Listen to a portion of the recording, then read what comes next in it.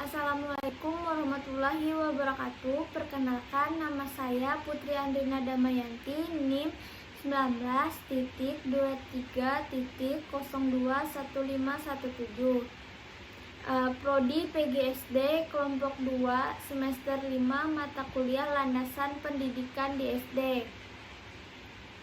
Baik, di sini saya akan mempresentasikan makalah dari kelompok 6, yaitu Konstruktivisme dan Pendidikan Nasional Pancasila.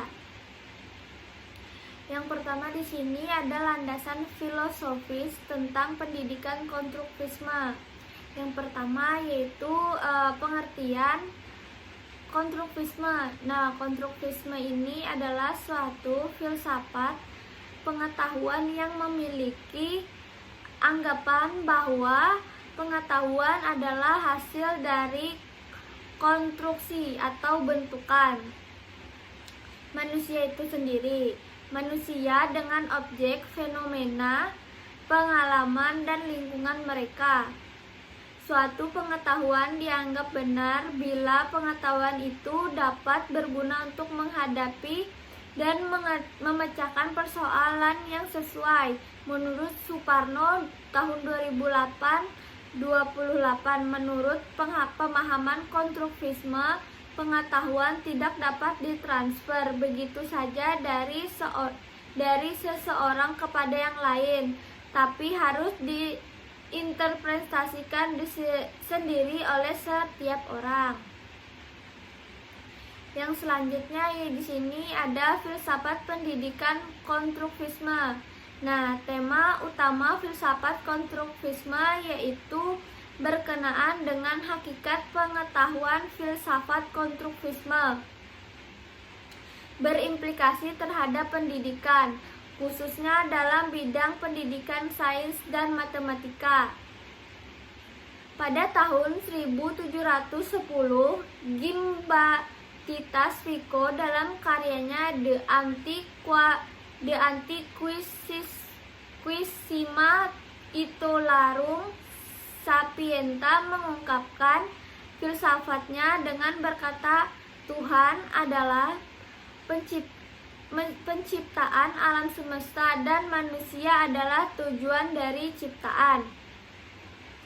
Mengetahui yang berarti mengetahui bagaimana membuat sesuatu, yang dimana artinya seseorang dipandang mengetahui jika dapat serta bagaimana membuatnya. Ada beberapa pandangan dalam filosofis pendidikan konstruktivisme, yaitu ada 3. Yang pertama pandangan metafisika, yang kedua pandangan epistemologi, dan yang ketiga pandangan tentang pendidikan. Yang ketiga di sini ada pengaruh filsafat konstruktivisme dalam pendidikan. Nah, sebenarnya prinsip-prinsip konstruktivisme telah banyak digunakan dalam pendidikan sains dan matematika. Secara umum, prinsip-prinsip itu berperan sebagai referensi dan alat refleks kritis terhadap praktek, pembaruan dan perencanaan pendidikan sains dan matematika. Nah, prinsip-prinsip yang diambil dari konstruktivisme ini adalah yang pertama, pengetahuan yang dibangun oleh peserta didik secara aktif. Yang kedua yaitu tekanan dalam proses belajar terletak pada peserta didik. Yang ketiga, mengajar adalah membantu peserta didik belajar. Yang keempat, tekanan dalam proses belajar pada proses bukan hasil. Yang kelima yaitu kurikulum menekankan partisipasi peserta didik. Yang terakhir yaitu yang keenam, guru adalah seorang fasilitator. Baik, selanjutnya di sini saya akan menjelaskan tentang landasan filosofis pendidikan nasional. Nah, yang pertama yaitu filsafat pendidikan nasional berdasarkan Pancasila. Nah, Pancasila ini adalah filsafat hidup bangsa Indonesia. Maka pada hakikatnya sebagai bangsa Indonesia memiliki landasan filosofis pendidikan tersendiri dan sistem pendidikan nasionalnya, yaitu filsafat pendidikan yang berdasarkan Pancasila. Sebab itu kita perlu mengkaji nilai-nilai Pancasila untuk dijadikan titik tolak dalam rangka praktek pendidikan maupun studi pendidikan. Yang kedua yaitu konsep filsafat Pancasila.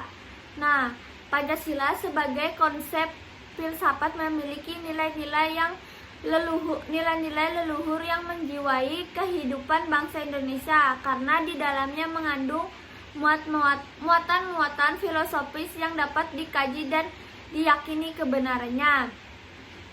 Itu di sini ada Pancasila dan metafisika, ada Pancasila dan epistemologi, Pancasila dan aksiologi. Nah, selanjutnya yaitu di sini ada implikasi filsafat Pancasila bagi pendidikan. Nah, tujuan hidup bangsa Indonesia adalah hidup manusia yang memiliki ciri-ciri nilai luhur Pancasila. Nah, ciri-ciri kemanusiaan terlihat dari Pancasila tersebut adalah yang pertama yaitu ada integral. Nah, yang dimana kemanusiaan yang diajarkan Pancasila adalah kemanusiaan yang mengakui manusia seutuhnya. Jadi, pendidikan harus selasar dengan nilai-nilai Pancasila. Yang kedua ada etis. Nah, Pancasila mengandung nilai-nilai moral yang menjadi pedoman tindakan dalam setiap bidang kehidupan. Jadi pendidikan harus selaras dengan nilai-nilai Pancasila. Yang terakhir yaitu ada religius. Nah, Pancasila mengakui Tuhan sebagai Maha Pencipta dan sumber eksistensi. Filsafat Pancasila mengimplikasikan bahwa kenyataan pendidikan harus menumbuh kembangkan nilai-nilai moral dari 5 Pancasila pada dari subjek didik melalui sebagai kegiatan. Nah, mungkin itu saja yang dapat saya presentasikan. Sekian dari saya. Wassalamualaikum warahmatullahi wabarakatuh.